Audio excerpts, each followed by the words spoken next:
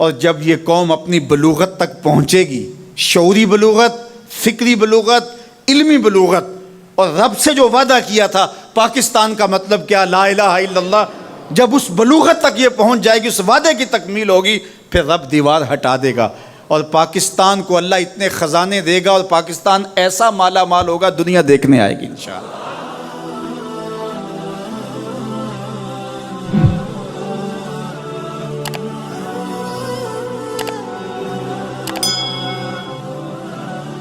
آئیے کتاب رحمت سورہ الکہف اٹھائیں۔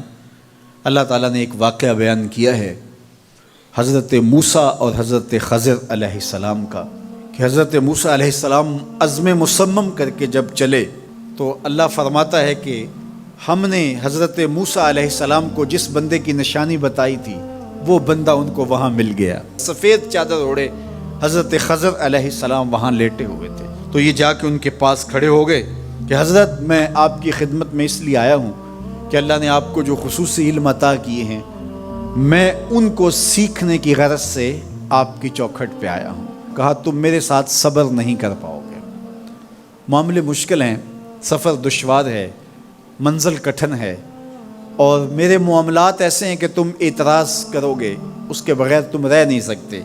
حضرت موسیٰ علیہ السلام نے کہا اگر اللہ نے چاہا تو آپ دیکھیں گے میں صبر کروں گا اور آپ کے کسی حکم کی، کسی کام کی میں نافرمانی نہیں کروں گا، کسی کام کا انکار نہیں کروں گا۔ کہا کہ اچھا شرط یہ ہے کہ جو میں کروں اس پر تم اعتراض نہیں کرو گے، سوال نہیں کرو گے، یہاں تک کہ میں خود ہی نہ بتاؤں۔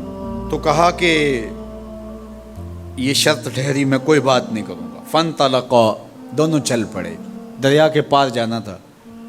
جو کشتی کا مالک تھا، کشتی بان تھا، وہ حضرت خضر علیہ السلام کو جانتا تھا تو اس نے کرایہ بھی نہیں لیا، لیکن جب کشتی پر سوار ہوئے تو عصا مار کے حضرت خضر علیہ السلام نے کشتی کا ایک پھٹا توڑ دیا۔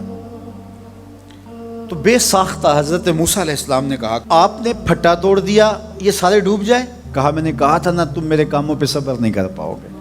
تو حضرت موسیٰ کو یاد آیا، کہا میں بھول گیا تھا، اس پر مواخذہ نہ کیجیے۔ پھر دونوں چل پڑے، بچے کھیل رہے تھے، ایک خوبصورت لڑکا وہ بھی بچوں میں کھیل رہا تھا۔ حضرت خضر آگے بڑھے اور اس کی گردن مروڑ دی، اس کو قتل کر دیا۔ صاحب شریعت تھے حضرت موسیٰ علیہ السلام، نہ رہ سکے، پھر بول پڑے ایک جان کو بغیر کسی جان کے بدلے میں قتل کر دیا، اس نے گوایا کیا تھا ہمارا؟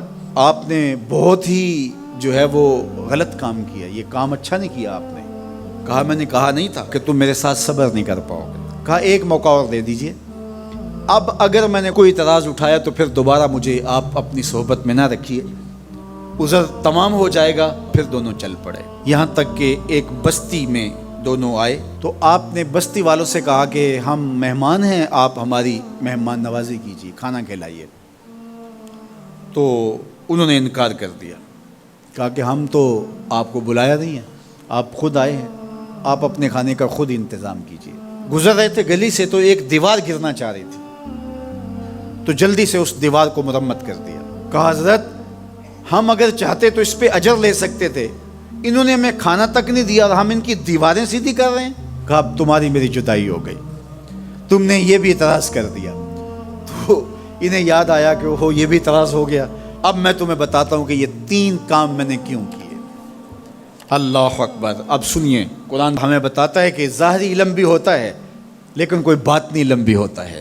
کہا وہ پہلی بات کشتی والی سنو، یہ 2 مسکین بچوں کی کشتی تھی، ان کے گھر کا چولہا اس کی کمائی سے جلتا تھا۔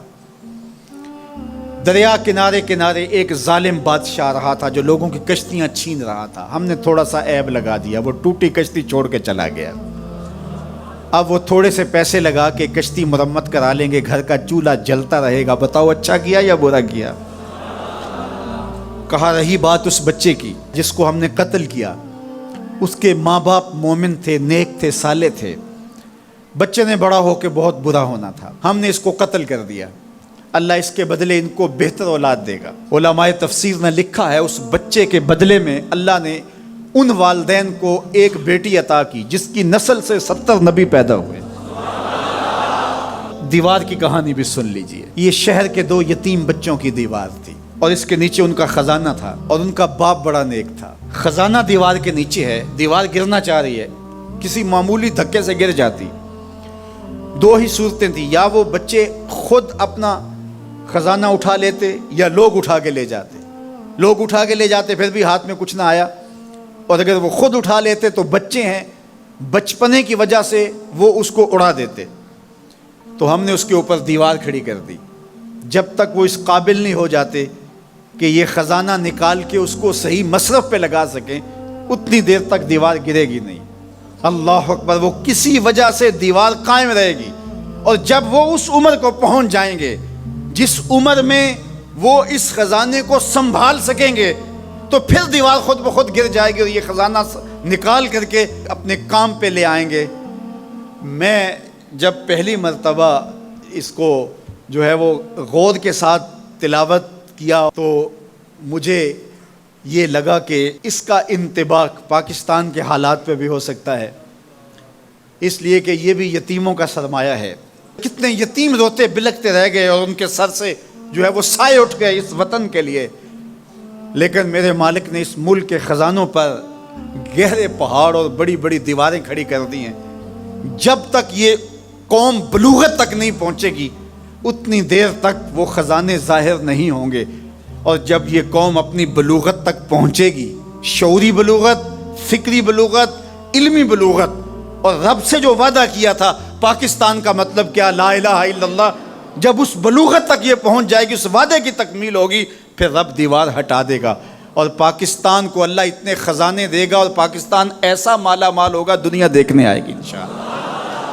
اس لیے رب نے دیواریں بنا کے رکھی۔ تمہارا باپ معین الدین چشتی بڑا نیک تھا، تمہارا باپ داتا گنج بخش علی حجویری بڑا نیک تھا، تمہارا باپ حضرت مجدد الف ثانی بڑا نیک تھا، ان کی وجہ سے میں دیواریں کھڑی کر رہا ہوں اور مضبوط حصار لگا رہا ہوں تمہارے خزانوں پر، اور وہ وقت آئے گا جب تم بلوغت کی عمر کو پہنچو گے، دیواریں ہٹ جائے گی اور تمہارا وطن زمانے پہ مہکتے پھول کی طرح اور چمکتے ستاروں کی طرح اور روشن آفتاب کی طرح چمکتا اور مہکتا دکھائی دے گا، اور زمانہ پاکستان دیکھنے آئے گا، پاکستان دنیا کی قیادت کرے گا انشاءاللہ۔ تو کہا یہ تعویل ہے ان باتوں کی جو باتیں میرے رب نے مجھے بتائی، اور یہ میں نے اپنی مرضی سے نہیں کہیں، اور جو میں نے کیا اپنی مرضی سے نہیں کیا۔ تو یہ باطنی باتیں ہیں، شاید یہ باطنی باتوں کے جوش میں یہ بات بھی میں کر گیا۔ وہ کیا کسی نے کہا تھا کہ بھری محفل میں ایک راز کی بات کہہ دی، بڑا بے ادب ہوں سزا چاہتا ہوں۔